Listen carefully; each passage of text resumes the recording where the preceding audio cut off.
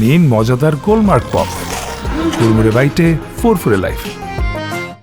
পাহাড়ে যে সুন্দর দৃশ্য, যেমন এখানে দেখা যাচ্ছে যে দৃশ্যগুলো অনেক সুন্দর, অনেকটা এরকম দৃশ্য পেয়েছি আমরা অনেক উপরে।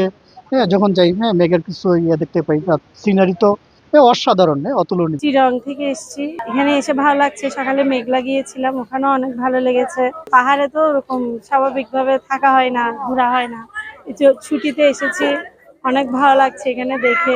নতুন নতুন অনেক পর্যটন কেন্দ্র হয়েছে, যা অসাধারণ। ভিউ তো অন্যরকম, বলার বাইরে।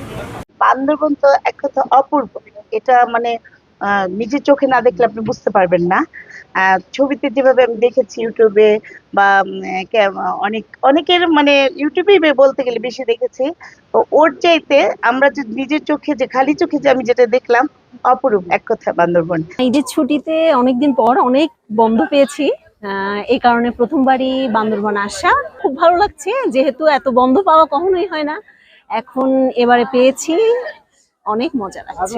আর পুরা পরিবার নিয়ে এসেছি, বাচ্চা, তারপরে হচ্ছে মা, প্যারেন্টস সহ সবাইকে নিয়ে।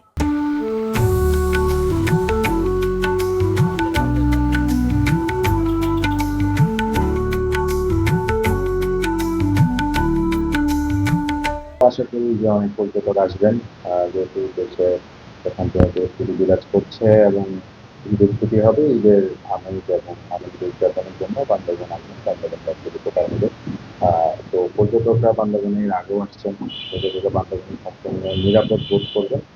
তাদের নিরাপত্তা প্রদানে বান্দরবন জেলা পুলিশ এবং সম্পূর্ণ ব্যবস্থা গ্রহণ করেছেন, সাথে তাদের বিভাগ থেকে গাড়ির ব্যবস্থাপনা এবং পর্যটকরা যে সকল স্থানে ভিজিট করবেন সে সকল স্থানে নিরাপত্তার ব্যবস্থা জোরদার থাকবে।